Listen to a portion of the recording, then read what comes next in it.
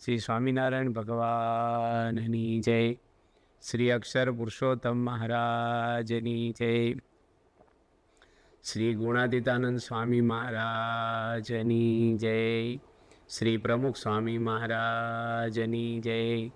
શ્રી મહંત સ્વામી મહારાજની જય. તો આપણે એ પારાયણમાં આજે પરમ પૂજ્ય પ્રમુખ સ્વામી મહારાજે હરિભક્તોની સંભાળ લીધી હોય એ વિષય ઉપર આજે આપણે સાંભળીશું.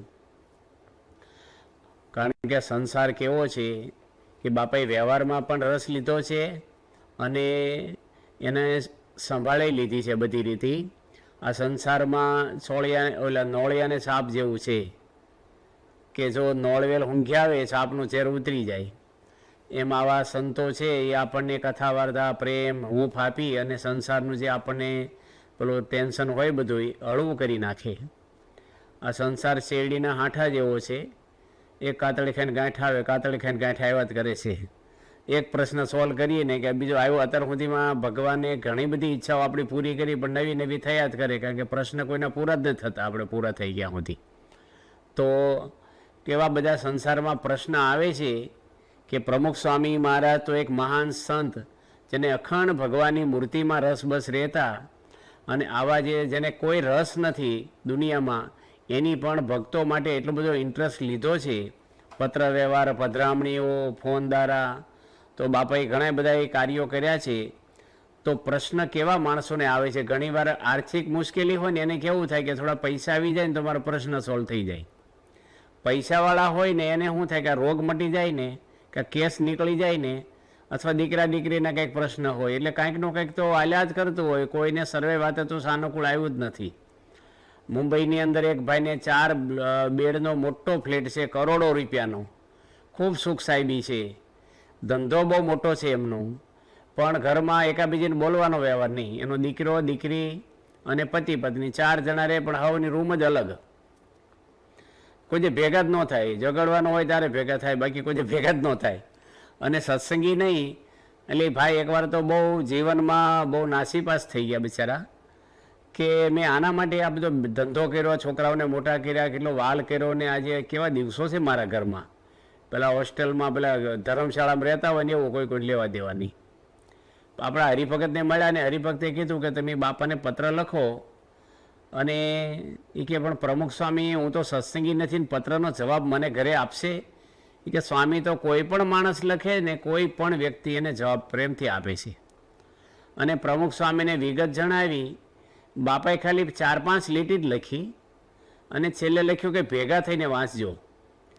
પણ પ્રમુખ સ્વામીના ખાસ તો આશીર્વાદ અને પોતે માર્ગદર્શન, કારણ કે અમુક અનુભવી ડૉક્ટર હોય ને 2 ટેબ્લેટ આપે ને તો એ મટી જતું હોય, અને પ્રયોગ કરતા નવા હોય તો ઘણી બધી ગોળીઓ આપણી પર કર્યા કરે.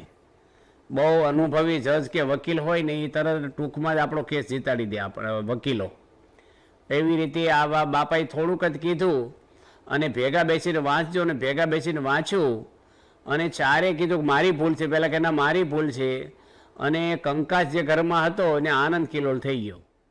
સ્વામી કાંઈ એના ઘરમાં કાંઈ મોકલ્યું નથી વસ્તુઓ, પણ સમજણ આપી તો માણસ આજે સુખી થયા છે. પ્રમુખ સ્વામી મહારાજ પોતે પરદેશના એક હરિભક્તે બાપાને ફોન કર્યો કે બાપા મારા છૂટાછેડા લેવાનું કહે છે સામેવાળા, અને પૈસા બહુ માગે છે, મારી હેસિયત નથી એટલી મોટી રકમ માગે છે. સ્વામી 2 પક્ષે ઓળખે. તો પ્રમુખ સ્વામી ચાલુ ફોનમાં જ બધા નિર્ણય, બાપાએ ક્યારે એવું નથી કીધું હું વિચારીને કહીશ. મોટા ભાગે ડિસિઝન હોય ને ચાલુમાં જ આપી દે. એટલે સ્વામી કીધું કે તું ધીરજ રાખ, હું થોડો ટાઈમ પછી ત્યાં આવવાનો છું અમેરિકા, ત્યારે હું હરુભરું વાત કરીને તને ભેગા બેહારીને નિર્ણય લાવી દઈશું. તું ટેન્શન ના રાખીશ ને હમણાં કાંઈ આગળ વિચારીશ ને કાંઈ વાતની ચર્ચા ન કરીશ હમણાં. તો બાપા છે ને કોઈ પણ વ્યક્તિને કોઈ પણ દુઃખ હોય, ઘણીવાર કેવું હોય બધા રોગના કાનના ડૉક્ટર જુદા હોય, દાંતના જુદા હોય, સ્ક્રીનના જુદા હોય, હાર્ટના જુદા હોય, મગજના જુદા હોય, પણ સ્વામી છે ને કોઈ પણ દુનિયાના પ્રશ્ન હોય ને બાપા એક જ સોલ્વ કરી દે બધાને. બાપા તો એકવાર ત્યાં સૂતા હતા રાત્રે ગોંડલમાં, અને એક ગામડામાં ડખો એવો થઈ ગયો, સત્સંગીનું ગામ, અને ગામને ડખો એવો થઈ ગયો ચૂંટણીના હિસાબે કે ઘણા બધા ખૂન થઈ જાય એવું થઈ ગયું. હથિયારો લઈ લઈને 25-25 માણસ હંતાઈને બેહે મારવા બીજા ટોળાને. અને બહુ જનુને એટલું બધું માણસનું વાતાવરણ એવું ગામનું થઈ ગયું. એમાં આપણા હરિભક્તો ગોંડલ આવ્યા રાતના, અને ઘણા બધા દૂરથી આવ્યા 100 કિલોમીટરથી. અને બાપાને પહેલાં તો કોઠારી સ્વામી છે ને જ્ઞાન પ્રસાદ સ્વામી, એમને વાત કરી, પણ એનાથી સંતોષ ન થયો. એટલે પૂજ્ય વિવેક સાગર સ્વામી જગાડ્યા, એનાથી સંતોષ ન થયો. અને પછી રાતના બાપાને જગાડવા પડ્યા ઊંઘમાંથી, પ્રમુખ સ્વામીને. હવે ચૂંટણીમાંથી ડખો થયો છે, આપણી સંસ્થાનું મંદિરનું કે કોઈ પર્સનલ હરિભક્તોનું નથી આ. પણ સ્વામી સવાર સુધી બેસી અને એવી એને સમજણ આપી કે ગામમાં શાંતિ થઈ ગઈ. તો આજે બાપા છે ને કોઈ પણ ફિલ્ડના પ્રશ્ન સંસારમાં આવે તો બાપા છે ને ગમે તે હોય. એક ભાઈ તો આવ્યા કે સ્વામીને કે મારા દીકરાને તમે આજ્ઞા કરી દો કે ડૉક્ટર થાય. છોકરાને લઈને જ આવ્યા, બાપા ભાદરા હતા. હવે છોકરાને એન્જિનિયર થવું છે અને એના પપ્પાને ડૉક્ટર બનાવવા છે. હવે માણસ ભાઈ તમારે થઈ જવું છે ને ડૉક્ટર, તો કોઈને હામ દીધા હતા. પણ માણસને આગ્રહ બહુ હોય કે વધારે પૈસા કમાઈને ડૉક્ટર ગણાય, પણ છોકરાને રસ ન હોય એમાં દબાણ કરે. એટલે સ્વામી આવા જે બાપ દીકરાના પ્રશ્ન હોય, હવે સ્વામીને તો કોઈ દીકરાય નથી, કોઈ સંસાર માંડ્યો નથી. પણ જેમ પ્રેસ રિપોર્ટરે પરદેશમાં પૂછ્યું પ્રમુખ સ્વામી મહારાજને કે તમને સંસારનો કોઈ અનુભવ નથી ને તમે બધા નિર્ણય આપો છો સંસારી માણસોને, તો તમને ક્યારે એવું નથી લાગતું મેં ખોટો નિર્ણય આપ્યો? બાપા કે અમે ભગવાનને સંભાળીને આપી છીએ, તો મને તો નથી લાગતું, પણ આમાં સાંભળવાવાળાને નથી લાગતું ક્યારેય. તો બધાને સમાધાન થઈ જાય ને સંતોષ થઈ જાય. કોર્ટમાં કેવું થાય કે એક તરફી નિર્ણય આવે એટલે વેરઝેર તો ઊભા જ રહે, એકને અસંતોષ થાય ને એકને આનંદ થાય. પણ સ્વામી શું કરે, બે પાર્ટીને ભેગા બેહારીને બેને ભેગા જમાડીને આનંદ કરાવીને મોકલે. અને રાતોના રાત જાગ્યા હોય, ઘણા બધા કુટુંબના પ્રશ્ન સ્વામી સોલ્વ કર્યા છે, ભાઈઓના હોય. પણ પ્રમુખ સ્વામી ક્યારેય એવું નથી કીધું મહાપૂજા લખાવો કે રસોઈ આપો. બાપા તો બધા સુખી થાય ને એ ભાવનાથી જ સ્વામી કરે છે. તો પ્રમુખ સ્વામી મહારાજ પોતે ત્યાં હતા, એક ઓલા છોકરાને એન્જિનિયર બનવું છું, તો બાપાએ તરત કીધું કે દીકરાની ઈચ્છા એન્જિનિયરની, ડૉક્ટરમાં રસ નથી ને એમાં ફેલ જશે જો રસ નહીં હોય તો, અને એકેય બાજુનો નહીં રહે, અને કદાચ ડૉક્ટર બનશે તો દીકરો નહીં રહે તમારો પછી, એની કરતાં એને રસ એમાં જવા દો. પણ સ્વામી છે ને તરત જ નિર્ણય એમ હાલતા હાલતા આપી દે અને હામો માણસ સફળ જ જાય. બરોડામાં કેવું બન્યું, એક ભાઈની સગાઈ થઈ. હવે સગાઈ થઈ એટલે દીકરીને ત્યાં કંઈક પ્રસંગ આવી ગયો, સગાઈ પછી થોડા ટાઈમ બાદ મોટો માંગલિક પ્રસંગ હતો. એટલે આના પરિવારને આખાને બોલાવ્યો, અને સગાવાલાને કીધું બધા આવો તમે, એટલે આપણે બધાને પરિચય થઈ જાય, લગ્ન પહેલાં બધા હળી મળી લેવાય. અને આ લોકો ગયા છોકરા પક્ષેથી. હવે છોકરી થોડી શું પ્રકૃતિ માણસની દરેકની અલગ હોય, છોકરી થોડી છૂટછાટવાળી હોય, બોલવામાં મર્યાદા પેલી ચારિત્ર સારું હોય, પણ થોડું આમ કોઈ માણસ શરમ હોય ને કોકને પેલું આમ ફ્રી હોય. તે છોકરીને હું પહેલી વાર આ પ્રસંગ હોય, નવો યુવાન હોય ને હગાઈ થઈ હોય ને બધા આવ્યા હોય, એટલે બધાની જોડે હસે મળે, આમ આનંદ કરે ઘરમાં. એટલે છોકરાના પપ્પાના મનમાં ગમ્યું નહીં. ઘરે જઈને દીકરાને વાત કરી કે તારી છોકરી આજે પત્ની ભવિષ્યની બનવાની છે, સગાઈ થઈ છે, હજી કંઈક વિચારવું જોઈએ, કારણ કે બહુ છૂટછાટવાળી લાગે છે, આમ છે તેમ છે. એટલે છોકરાએ કીધું કે પપ્પા એનું ચારિત્ર સારું છે, અને એવું હશે ને તો હું એને કહી દઈશ. છોકરીને બોલાવી બિદાડે છોકરાના પપ્પાની માફી માગી ગઈ દીકરી. તોય અઠવાડિયા પછી એના પપ્પાએ કીધું હજી લગ્ન નથી થયા ને હજી કંઈક વિચારતું. વિચાર એટલે શું કે ભાઈ છૂટું કર, મૂળ તો આશય એ હતો એનો, બીજું શું વિચારવાનું હોય. પણ છોકરાને લાગી આવ્યું થોડું, એક જ દીકરો, સારંગપુર પ્રમુખ સ્વામી મહારાજ આગળ એ દીકરો આવી ગયો. બાપા બધાને મુલાકાત આપતા, અને સ્વામીને તો મળનારા બહુ હતા, મિટિંગો હતી. તો એ દીકરો આવ્યો કે બાપા મારે મળવું છે, મારે ખાસ કામ છે. સ્વામી પોતે એની રૂમમાં બોલાવી, બારણું બંધ કરાવ્યું, અને સ્વામી કે તું વાત કરી શું થયું છે તને? તો સ્વામીને કીધું કે સ્વામી મારા પપ્પાએ આવું કહે છે મને. સ્વામી કે તારા પપ્પાને ફોન જોડી અને મને આપી દેજે ડાયરેક્ટ, તું કાંઈ વાત ના કરીશ. એના પપ્પાએ 20 મિનિટ સુધી ફોન ઉપાડ્યો નહીં, બાથરૂમ નાવા ગયા હોય કે જે કંઈ કામમાં હોય. સ્વામી 15 થી 20 મિનિટ યુવક જોડે બેઠા, એકલા જોડે, બધા કામ સંસ્થાના ઠેલીને. અને પછી એના પપ્પાએ ફોન ઉપાડ્યો ત્યારે બાપા બોલ્યા કે તમારો દીકરો મને મળવા આવ્યો છે ને બધી હકીકત જણાવી છે. તમે જૂના સત્સંગી છો, વર્ષોથી સત્સંગ કરો છો, આવી નાની વાતમાં તમે મોટા નિર્ણય પર આવી જાઓ એ ઠીક ના કહેવાય. દીકરી તમારી માફી માગી ગઈ છે, અને કોઈ એનું ચારિત્રમાં ફોલ્ટ નથી, કંઈ બોર્ડર બાર નથી, થોડીક હવે એનો સ્વભાવ પ્રકૃતિ થોડી છૂટછાટ બોલવું શું હોય, એમાં તમે આવા મોટા નિર્ણય કરો એ ઠીક નથી.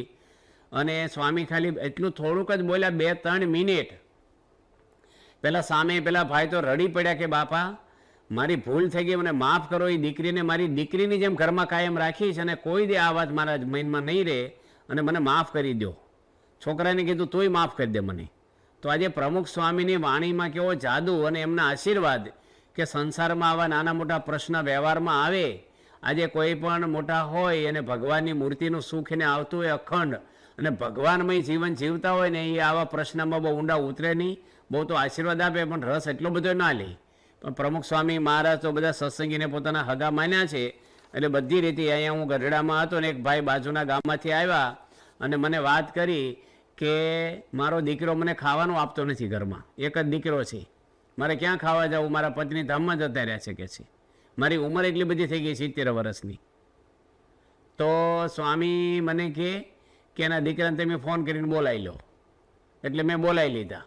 સ્વામી કે ક્યાં સુધી પહેલાં વડીલને કીધું કે તમે રોકાજો. સ્વામી એના દીકરાને વાત કરી કે તારા પપ્પા છે, તારે સેવા કરવી જોઈએ, એનું ખાવા પીવાનું ધ્યાન રાખવું જોઈએ અને એને બિચારાને આવું મરે કેમ આવું થાય છે, શું કંઈ પ્રશ્ન હોય તો તું જણાય તને. તો કે સ્વામી એવું નથી, પણ એને શું કર્યું છે મારા ઘરમાં કે 4 ધામની જાત્રા કરીને આવ્યા અને મારી પત્નીને કે શીરો બનાવી તું, હું જાત્રા કરીને આવ્યો છું. એટલે મારી વાઈફે કીધું કે ઘી આપણે અડધી વાટકી જ છે, રોટલી ચોપડે એટલું, ગાય બહુ ઓછું દૂધ આપે છે, તમે 2-3 દાડા ખમો, થોડું ઘી ભેગું થાય એટલે આપણે ઘરની ગાયનો શીરો તમને બનાવી દઈએ 2 દાડા પછી. તો 2-3 લાકડી મારી દીધી મારી પત્નીને કે શીરો નથી ખેતી હું સમજેશ તું, અને જમીન બધી એના નામે રાખી છે, એની આવક અમને નથી આપતા. હું તો હીરા ઘસીને માંડ ઘર ચલાવું છું, એના પૈસા ક્યાં જાય છે એવું નથી પૂછો કે તમે જમીનની આવકના. હું એક જ દીકરો છું, મારા નામે જમીન નથી કરી, મને કોઈ વાવવાનું નથી કહેતા. તો સ્વામી એના પપ્પાને પાછા બોલાવ્યા, બહાર બેહાર રાખ્યા હતા. બાપા કે તમે આ દીકરાને જમીન આપી દો, તમારી સેવા કરશે, નહીં કરે તો બાપા કે હું જવાબદાર છું, મને કહેજો તમે. છોકરો બાપાને વિશે બહુ હેત ને લાગણીવાળો માને. એ દાદા કે એ સ્વામી નહીં બને કે છે, જમીન તો આપવું જ નહીં કે છે. હવે આ કેસ કેવો કહેવાય? તો સ્વામી કે હવે બીજી રીતે શું કહીએ, તમે આપી દો, એક જ દીકરો છે, તમને એમાં રળે, તમને સારી રીતે સેવા કરશે. કોઈ કે નો રોટલા આપે તો હું ટિફિન બંધાઈ લઈશ એમ કે ઉપરથી બહાર નીકળી ગયા. પણ બાપા છે ને કોઈ જે કંટાળો ન લાવે, વળી પાછા બોલાવે, સમજાવે, ભાઈ તમે માની જાઓ આમ તેમ. બાપાને છે ને કોઈના ઘરમાં દુઃખ હોય ને ક્યાં સુધી પોતાને જ ચેન ન પડે. તો પ્રમુખ સ્વામી તો ઘણા બધા એવા પ્રસંગો બાપાના જીવનમાં કાયમ માટે બનતા રહ્યા છે. એક બાપા 1974માં લંડન ગયેલા અને ત્યાં એક ચંદુભાઈ આપણા હરિભગતના ઘરે પધરામણી કરી પ્રમુખ સ્વામી મહારાજે, અને ત્યાંથી એના મિત્ર હતા, નજીકમાં રહેતા હેતવાળા અંગ્રેજભાઈ આવ્યા અને ચંદુભાઈ કીધું કે અમારા ગુરુ આવે છે, તમે આશીર્વાદ લેવા આવજો. એટલે આવી ગયા એ અને સ્વામી એને આશીર્વાદ આપ્યા. પછી એની વાત કરી કે સ્વામી મારા પરિવારે મને છોડી દીધો છે, મારામાં કોઈ મેં ખોટું કર્યું નથી, પણ મારો પરિવાર આખો, મારી પત્ની કે પરિવારના જે સંતાનો બધા મને છોડીને જતા રહ્યા છે, કોઈ મને આવવા તૈયાર જ નથી મારી જોડે, હું એકલો છું અને બહુ દુઃખી છું. એટલે સ્વામી તરત જ શું કરે, બીજું તો એના પરિવારમાં અંગ્રેજ હોય માણસ હોય એટલે બાપાથી બીજું કંઈ કરે નહીં લંડનમાં. પણ ચંદુભાઈને વાત કરી કે આ અંગ્રેજ ભાઈ છે ને એની જાન તમારે રાખવી, હાજા માંદા કંઈ તકલીફ હોય, કંઈ આપણે કંઈક એવી સારી આઈટમ બનાવી હોય તેને ઘરે ખાવા થોડી દેવી, તમારે ધ્યાન રાખજો, એ જ ભાવ રાખજો. અને 74માં બાપા ગયેલા. પછી તો બાપા લંડન 2-3 વાર ગયા હશે, પણ 88ની અંદર પાછા બાપાને ચંદુભાઈ મળવા આવ્યા ને ભેગા અંગ્રેજ આવેલા. અને સ્વામીને કીધું કે હું કોઈ આશાઈ નથી આવ્યો, પણ તમારો ખૂબ ખૂબ આભાર માનવા આવ્યો છું કે ખરેખર તમે ભલામણ કરી તો મને મારું કુટુંબ જેવું લાગે છે અને જીવન ભર્યું લાગે છે. હવે સ્વામીને અંગ્રેજ ભાઈ ઘરે 1 પાઉન્ડ લેવાની ઈચ્છા નહીં, એક વસ્તુ એનો પ્રસાદ જમવાની કોઈ આશા નહીં, પણ નિર્સ્વાર્થ ભાવે આવી રીતે ભલામણ કરીને દરેકને સંભાળ લેવીને એ બહુ અઘરું છે. અત્યારે અમદાવાદની અંદર 2 ભાઈઓનો બહુ મોટો બિઝનેસ, ઘણો મોટો, કરોડો રૂપિયાનો, અને ઝઘડો એવો થઈ ગયો, થોડો મનદુખ ઝઘડો, એટલે મનદુખ છું અંદર એમાં બહેનોમાં આ વાત પછી આવી ગઈ મનદુખની, અને ધંધામાં બહુ ફટકો લાગી ગયો મોટો. પછી એકાબીજાના મનમાં હોય કે નહીં કંઈ પ્લાન, કોઈ આયોજન, અને ઘણા બધા માણસો આમાં પડ્યા પણ કંઈ નિકાલ આવ્યો નહીં. ને પ્રમુખ સ્વામીને મળવા સારંગપુરી ભાઈ આવ્યા, બાપા એક તો સારંગપુર હતા, અને સ્વામી ખાલી એને એટલું જ કીધું કે તમારા ભાઈની માફી માગી લો, તમે એની સંભાળ લેવી. કે સ્વામી મારો કંઈ વાંક છે?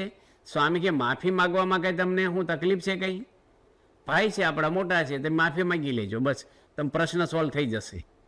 5 મણનો દૂધ પાક હોય ને થોડું કેસર નાખે ને એટલે ફ્લેવર આખી બદલાઈ જાય, સરસ ટેસ્ટ.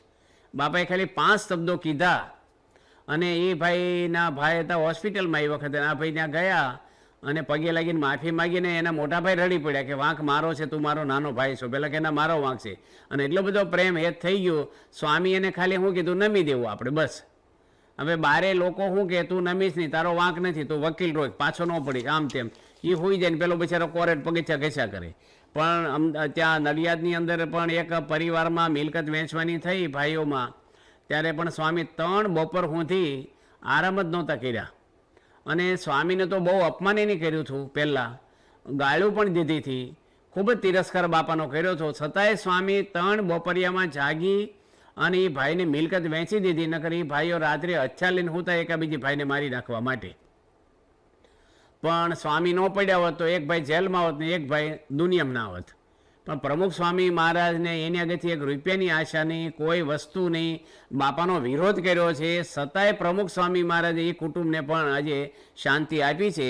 તો બાપા દાવા ઘણા બધા એ કુટુંબના બોચાસણ બાજુ બાપા ગામડામાં વિચરણ કરતા ત્યારે એક ગામમાં પાયા ખોદ્યા છે અને એમાં કંઈક 2 ભાઈને ઝઘડો થયો, ખાલી અડધો ફૂટ જગ્યા હતું કે જે કંઈ સામાન્ય વસ્તુ માટે.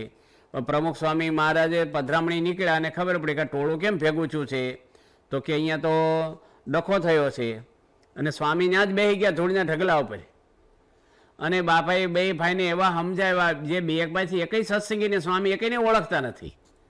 આપણે તો ઘણી વાર આવો ડખો હોય ને તો બીજી શેરીમાંથી નીકળી જઈએ, આપણે ઓળખતા હોય તોય.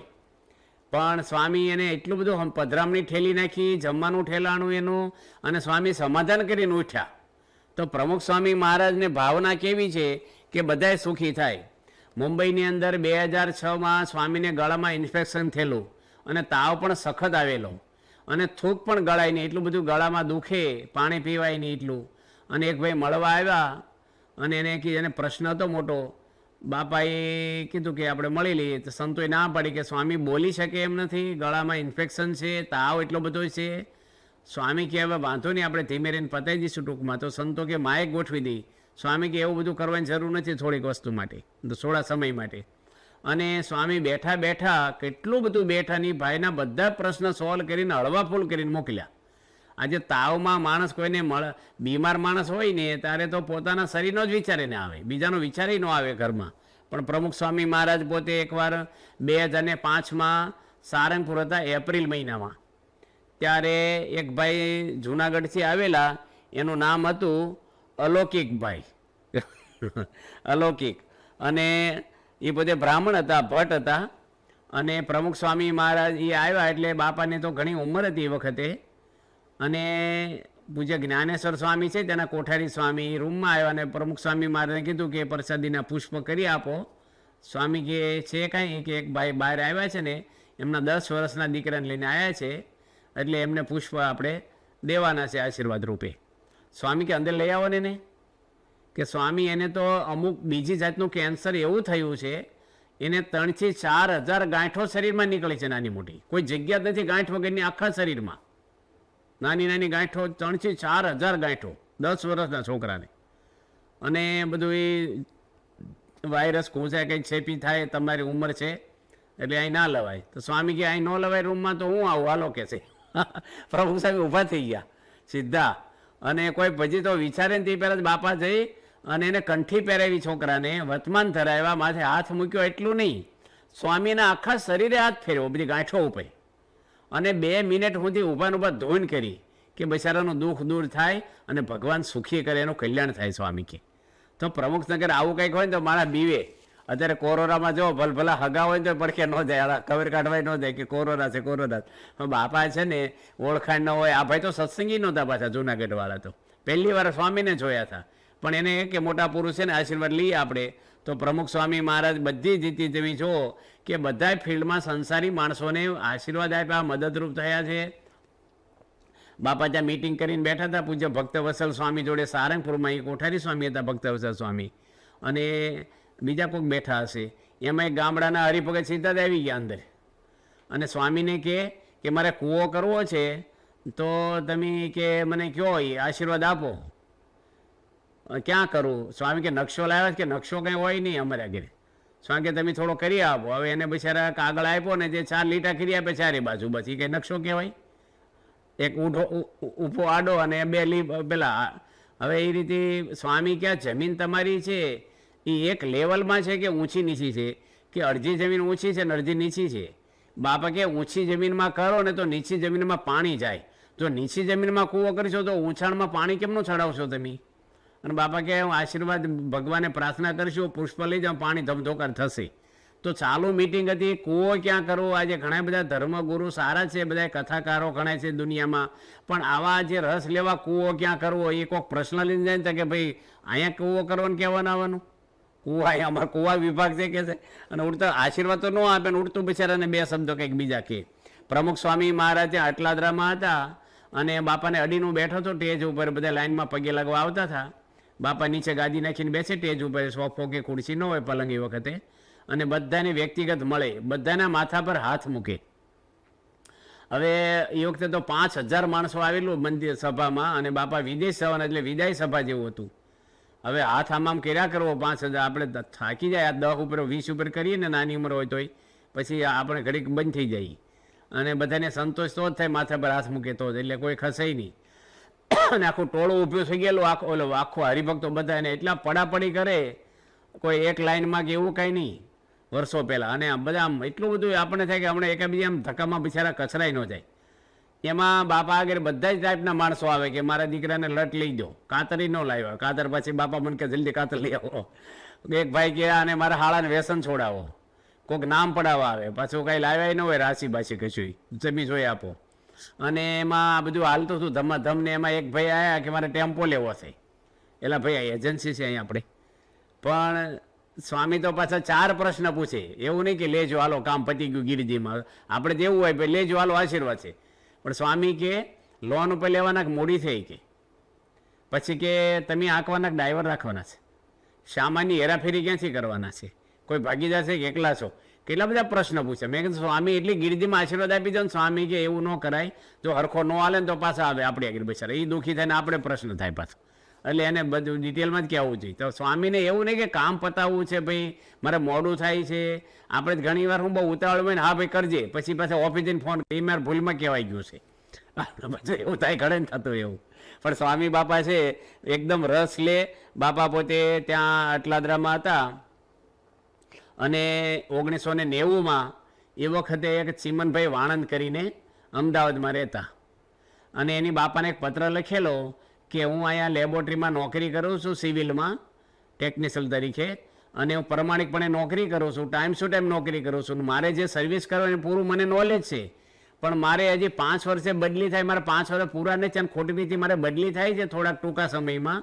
અને મને થાન મૂક્યો છે, મારા દીકરા બોર્ડની પરીક્ષામાં છે, અને મને તકલીફ બહુ પડે, હું એ કાર્ય કરશું પાછો. તો સ્વામી કંઈક દયા કરો તો મારી બદલી ના થાય કે છે. હવે આ પત્ર સ્વામી રાખી મૂક્યો, અને બાપા એ પત્ર વાંચી અને પછી મૂકી રહે. બાપા તો બધા ટપાલો ભેગી ન રાખે, અને પછી સાઉથમાં ફરવા ગયા, દક્ષિણ ભારતમાં, અને મહિનો વિચરણ કરીને પાછા અટલાદરા આવેલા. અને એ વખતે વલ્લભભાઈ પટેલ આરોગ્ય મંત્રી હતા ગુજરાત રાજ્યના, એ બાપાના દર્શન કરવા આવેલા. અને બાપાએ એને વાત કરી દીધી કે અમારા એક ચીમનભાઈ છે અને લેબોરેટરીમાં નોકરી કરે છે, અને એને હજી 5 વર્ષ થયા નથી, અને ખોટી રીતે બદલી બિચારાને થાય છે, અને અમારા કાર્યકર છે ને દીકરાની બોર્ડમાં ભણે છે એમાં સ્કૂલમાં, તો તમે કંઈ કરજો, એને ન થાય એવું. હવે એક હરિભગત હોય નાના બિચારા, એની મિનિસ્ટરને ભલામણ કરવી એટલે કેટલું બધું માણસને એ લાગે, પણ બાપાને મિનિસ્ટર કરતાં હરિભગતનું વધારે આમ. અને ચીમનભાઈ કે એના આસિસ્ટન્ટને કે પેલા વલ્લભભાઈ કે લખી લો. અને પછી તો બાપા ત્યાંથી વિદ્યાનગર ગયા. 22,000 આપણા યુવકોનું સંમેલન હતું આ 1990માં જ, અને લાઈનમાં બધા પગે લાગવા આવતા હતા. ત્યારે સ્વામી પેલા ચીમનભાઈ આવ્યા, ને બાપા તરત પાછું કીધું કોઈ યાદ કરાવવા નહીં ટપાલ. બાપા કે તમે ચીમનભાઈ તમારું કામ થઈ ગયું, ઘરે જાઓ ને ટપાલ પડી છે સરકારની, તમારી બદલી રોકાઈ જશે. પછી તો કોઈ એની બદલી કરતા જ નહોતા કે આ તો ભાઈ મિનિસ્ટરના માણસ છે, કોઈ અડે જ નહીં બિચારાને. પણ સ્વામી બાપા છે એ બધા સત્સંગીઓના વ્યવહાર બિચારાને કોણ ધ્યાન રાખે આજે કોને? પણ સ્વામીનો સમય આખો તમે જુઓ, અને સંસ્થાના વિકાસ કર્યો છે, પણ વધારે સમય હરિભક્તો માટે જ ફાળ્યો છે. એના વ્યવહારમાં પત્ર વ્યવહાર હોય, પધરામણીઓ હોય, બધું રીતે એના સુખ દુઃખમાં ભાગ લીધો છે. ઉકાઈમાં બાપા ગયા, ઉકાઈમાં તો આપણે કપડાં મફત આપીએ, આદિવાસી છોકરાઓ આવે, ને પુસ્તક આપણા ભણાવવાનું, આપણે જમવાનું, રહેવાનું, કરોડો રૂપિયાની છાત્રાલય બાંધી છે, સારી સગવડવાળી, મોટો ગાર્ડન, હિંચકા, બધી રીતે આમ એકદમ પરદેશના છોકરા ભણતા હોય ને એવું બાપાએ સુવિધાઓ કરી છે ત્યાં. અને સ્વામીના ગયા પાછા, હવે ત્યાં તો આપણો બહુ સત્સંગ નહીં, બહુ એવું નહીં, આપણે જે ગણો છાત્રાલય ત્યાં અંદર જ મંદિર બનાવ્યું છે. પણ સ્વામી ગયા એટલું નહીં, સ્વામી જે આદિવાસી બાળકો છે, નાના નાના જે 8-10 વર્ષના છોકરાઓ બધાય સ્વામીની રૂમમાં ગયા, બાથરૂમ સંડાસે જોઈ લે બાપા, સફાઈ સગવડ કેવી છે, એના ધાબળા બાપા જોયા કે બળસટ છે, છોકરાની સ્ક્રીન તો કૂણી હોય ને વાગે અને ખોળિયા સડાઈ દેજો સારા મુલાયમ કાપડના. પછી સ્વામી કે દૂધ આપો છો? રોકડામાં ગયા કે બાપા અમે દૂધ આપી છે પણ પાવડરનું આપી છે. બાપા કે છોકરાઓને ભાવે છે કે ભાવે ખાય, ન ભાવે ન ખાય કે છે. સ્વામી કે એવું હાલતું છે, ચડતું લોહી પાછું પડી જાય બાળકોને, તમે એક નાનો વાહન લઈ લો અને સોનગઢથી દૂધ મગાવજો અને બધા છોકરાને દૂધ આપવું. દૂધનો ખર્ચો સંસ્થામાં જ નાખવાનો હતો. છોકરા આગળ તો રૂપિયાની ફી નથી લેતા આપણે, મફત ભણાવવાનો, જમવાનું બધું મફત, રહેવાનું, સ્કૂલનું ફી બધું જ. પણ પ્રમુખ સ્વામી મહારાજને કોઈ સ્વાર્થ વગર, કેટલી ભાવનાઓ ઊંચી હોય વ્યક્તિની. આજે ઘરમાં ઘણીવાર કેવું હોય, બીજાને ભાવે કે ન ભાવે, મને ભાવે એટલે રસોઈ સારી બની ગઈ. પણ સ્વામીને કેવું છે, દરેકનું હિત ઈચ્છે છે આ પુરુષ, નાના મોટા કોઈ પણ માટે. ત્યાં આપણે તમારા કોઠારી છે ત્યાં ભરૂચમાં પૂજ્ય અનિલદેવ સ્વામી, એ વખતે સારંગપુર જ્યારે રહેતા, મારા ખ્યાલ પ્રમાણે આ 83નો પ્રસંગ છે, 1900 નહીં, પછી ખ્યાલ નથી એક્ઝેક્ટ તો.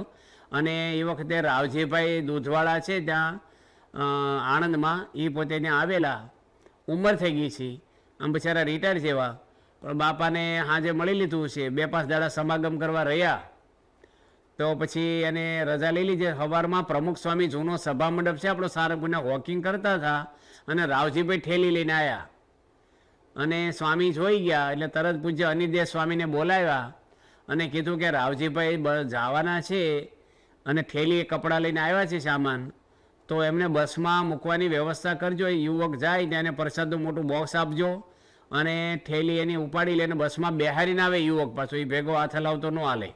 ઘણી વાર બસ આવી તમે બેહો, બસ આવતા બેસી જજો, જઈને પાછો આવતો રહે. બાપા હોય એટલે બધાને વહેલું પાછું આવવાની ઈચ્છા હોય. સ્વામી કે બસ ઉપડે ક્યાં સુધી રહે. અને પછી પાછા સ્વામી આસન કર્યા, બધું કરીને પછી સ્વામીને તરત વિચાર આવ્યો કે સ્વામી કે ચરોતરમાંથી કોઈ ગાડીઓ આવી છે કે નહીં હરિભક્તોની? બાપા હોય એટલે બધા દર્શન કરવા આવ્યા હોય કોક, તો તપાસ કરો તાત્કાલિક ઉતારા વિભાગમાં. અને ખબર પડી કે બોરસદ બાજુ છે એક બાકરોળ ગામ છે ને, ત્યાંની કોઈ હરિભક્તો આવેલા. સ્વામી કે જગ્યા છે તો રાવજી કાંઈક પાછા બોલાવી લાવો. પછી પ્રગટ ભગતને વાત કરી એને કે બાપાએ મારી બહુ સંભાળી લીધી, ગાડીમાં મોકલ્યા. પ્રગટ એની વાત કરી કે પ્રગટ ભગતે કે તમે આવ્યા ને ત્યારથી બાપાએ મને કહી રાખ્યો નીચે ઉતારો આપજો, એના કપડાં કોઈક યુવક કે ધોવડાવજો, વડીલ છે બિચારા કપડાં કેમ ના ધોવે. તો પ્રમુખ સ્વામી મહારાજ એટલે બધા વ્યસ્ત કામમાં હોય, અવડી મોટી સંસ્થાનું સંચાલન કરતા હોય અને હરિભક્તોની કેટલી બધી સંભાળીની લીધી છે નાની મોટી.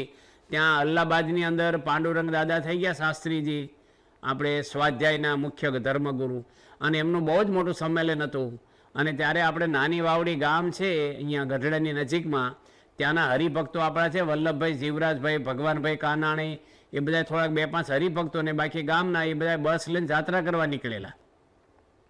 અને પૂજ્ય વિવેક સાગર સ્વામી આગલે દાડે સાંજે ટેજ જોવા નીકળેલા, બાપાની વ્યવસ્થા શું છે, ભાઈઓ ભાઈઓની મર્યાદા આપણે બહારનામાં જઈએ ત્યારે થોડીક આપણે નિયમો સ્વામિનારાયણ ભગવાનના હંચવાય અને બધી વ્યવસ્થા વ્યવસ્થિત થાય એટલે જોવા ગયેલા. કારણ કે બહુ મોટું લાખો 3-4 લાખ માણસનું સંમેલન હતું, કે 3 લાખ જે હોય.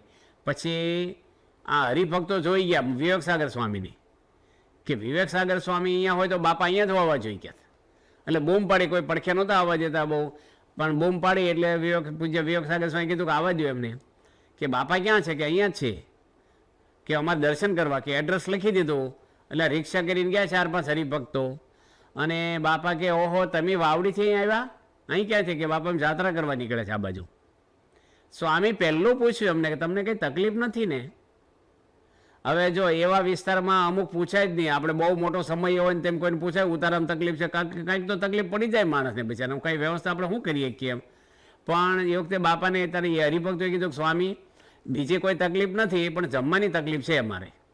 કે જમવાની શું તકલીફ છે? કે અમને કીધેલું બસવાળાએ કે અમે તમને જમાડીશું, એ પ્રમાણે અમે ભાડું આપ્યું છે, પણ એ 2-3 દાડા જમાડ્યા ને પછી